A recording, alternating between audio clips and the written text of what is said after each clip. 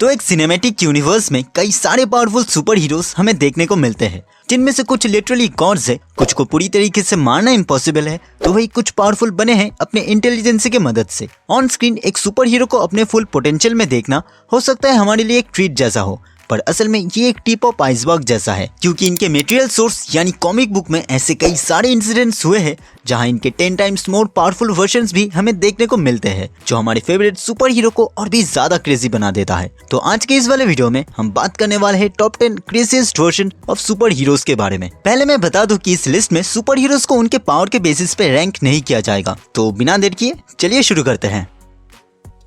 Number 10, binary. तो comic में Carol Danvers हमेशा से एक पावरफुल सुपर हीरो रही है, जिसे हम जानते हैं मिस मार्वल या कैप्टन मार्वल के नाम से, लेकिन इससे भी एक पावरफुल वर्जन कॉमिक में एग्जिस्ट करता है। बेसिकली एक्समैन के साथ रहने के दौरान एक एलियन स्पीशीज ने कैरल के ऊपर कुछ एक्सपेरिमेंट किया था, जिससे कैरल के अंदर जीन्स में थोड़े बहुत चेंजेस आ गए एंड इसी वजह से उसे मिली कुछ डिफरेंट तरीके की कॉस्मिक पावर्स। कैप्टन मार्वल के इसी नए आइडेंटिटी का नाम बना बाइनरी, जिसको हमने ऑलरेडी द मार्वल्स मूवी के पोस्ट क्रेडिट सीन में देखा था। कॉमिक में कभी भी बाइनरी के पावर्स को ठीक तरीके से एक्सप्लोर नहीं किया गया, लेकिन आप ऐसा मान सकते हो कि 1000 कैप्टन मार्वल्स की टोटल पावर ये अकेला होल्ड करती है।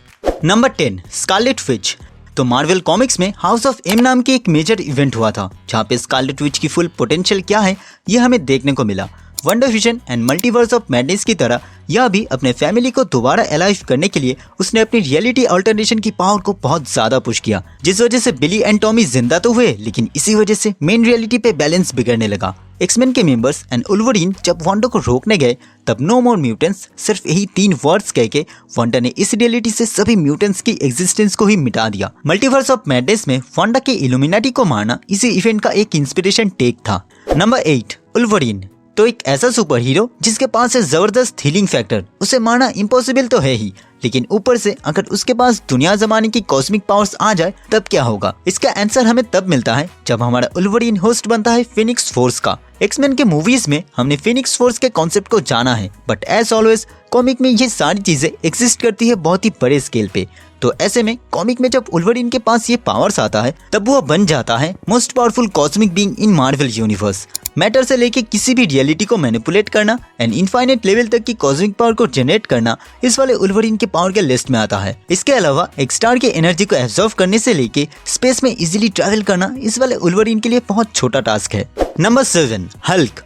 इमोर्टल हल्क के इशू 20 में पहली बार इंट्रोड्यूस करवाया गया था हल्क के most powerful version Hulk the breaker of walls को, जो लिटरली हल्क का मोस्ट अल्टीमेट वर्जन था। मार्वल कॉमिक्स में 10 बिलियन ईयर्स की फ्यूचर में जाके हल्क को ये सारी पावर्स मिलता है, जिसके बाद गैलेक्टस जैसे बींग्स को हराना या फिर एक एंटायर यूनिवर्स को एक ही स्मैश में डिस्ट्रॉय कर देना इस वाले हल्क के लिए एक नॉर्मल चीज था। ब्रूस बैनर की जगह इस वाले हल्क को कंट्रोल करता था द वन बिलो ऑल, जो कि अपने आप में एक कॉस्मिक बींग है। तो इस वजह से जब हल्क का ये वाला वर्जन बाहर आता था, तब शायद ही कोई था जो उसे रोक पाता। इन्फिनिटी गॉन्टलेट के अलावा एक एंटायर यूनिवर्स को डिस्ट्रॉय कर देना इस बात का प्रूफ है कि हल्क का ये वाला वर्जन कितना ज्यादा पावरफुल था। फ्रैंकलिन रिचर्ड, मिस्टर इमॉर्टल या गैलेक्टस वो सब कैरेक्टर्स थे जो इस वाले हल्क से कई बार हार चुके थे। Number 6, Thor.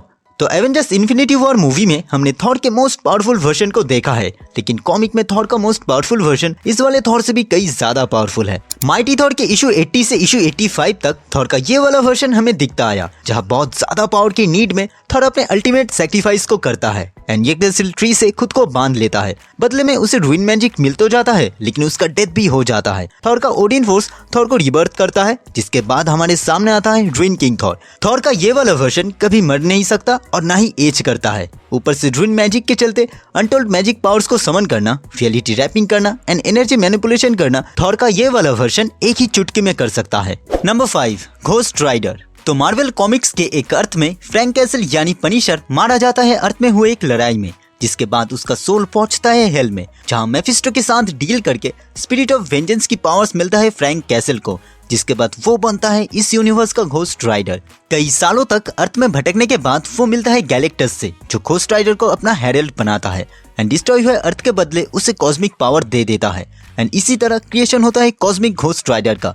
मैटर से लेके किसी भी रियलिटी को ऑल्टर करने की ताकत इस वाले घोस्ट राइडर के पास रहता है। साथ ही उसका एक पावरफुल कॉस्मिक ब्लास्ट किसी भी पावरफुल बीइंग को एक चुटकी में धूल भी बना सकता है। हिल साइकिल के मदद से वो टाइम एंड स्पेस में इजीली ट्रैवल कर सकता है एंड इन्हीं पावर्स के साथ मिलके वो किंग थैनोस जैसे बीइंग्स को भी हरा चुका है। Number 4, Spiderman. 2015 में आई स्पाइडरवर्स की comic story line Marvel comics की मोस्ट पावरफुल स्पाइडरमैन को हमारे सामने लाया, क्योंकि अर्थ 13 में दिखाया गया पीटर पार्कर सिर्फ स्पाइडर पावर नहीं बल्कि कॉस्मिक पावर को भी होल्ड करता है। अपने यूनिवर्स में कैप्टन यूनिवर्स के साथ मर्ज होने की वजह से पीटर पार्कर इस पावर को हासिल करता है, जिसके बाद एनिग्मा फोर्स जैसे कॉस्मिक पावर भी इसके पास होता है। स्पाइडर पावर्स के अलावा भी super strength, energy manipulation and matter manipulation करना इस वाले पीटर के पावर के लिस्ट में आता है। Number 3, captain America. तो अर्थ 616 में गमोरा के हाथ इन्फिनिटी स्टोन आते ही उसने सोल स्टोन की मदद से रैप वर्ल्ड को क्रिएट किया, जहाँ के लोगों को किसी दूसरे सोल्स को मर्ज करके बनाया गया था। इनसाइड दिस रैप वर्ल्ड हमारे doctor Strange and captain America की सोल भी मर्ज हो जाते हैं, जिसके बाद हमारे सामने आता है सोल्जर सुप्रीम का कैरेक्टर। सुपर सोल्जर होने के नाते ये कैरेक्टर कैप्टन अमेरिका जैसे सारे पावर्स को होल्ड करता है एंड इसके साथ स्ट्रेंज का मिस्टिकल आर्ट्स इसे एक सॉर्सरर लेवल तक का भी पावर प्रोवाइड करता है। ये कैरेक्टर इतना ज्यादा पावरफुल है कि इसे कैप्टन अमेरिका की मोस्ट पावरफुल वर्जन भी बताया जाता है।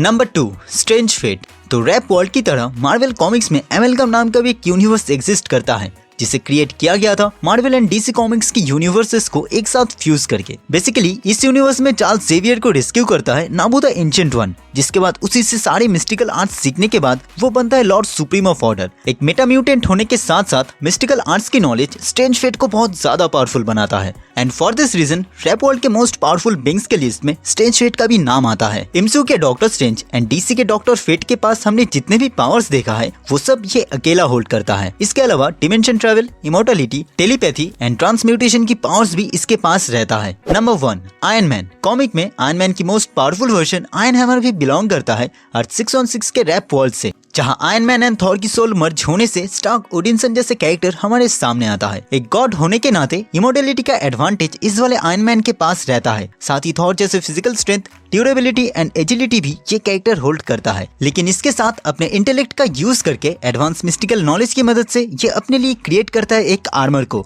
आयरन हैमर यूज करता है म्योनिरॉन नाम के एक हैमर को, जो थॉर के म्योनिर से भी कई ज्यादा ताकतवर होता है, जिसके थ्रू कॉस्मिक लेवल तक की पावर्स को जनरेट करना एंड एब्जॉर्व करना आयरन हैमर का बाएं हाथ का खेल है।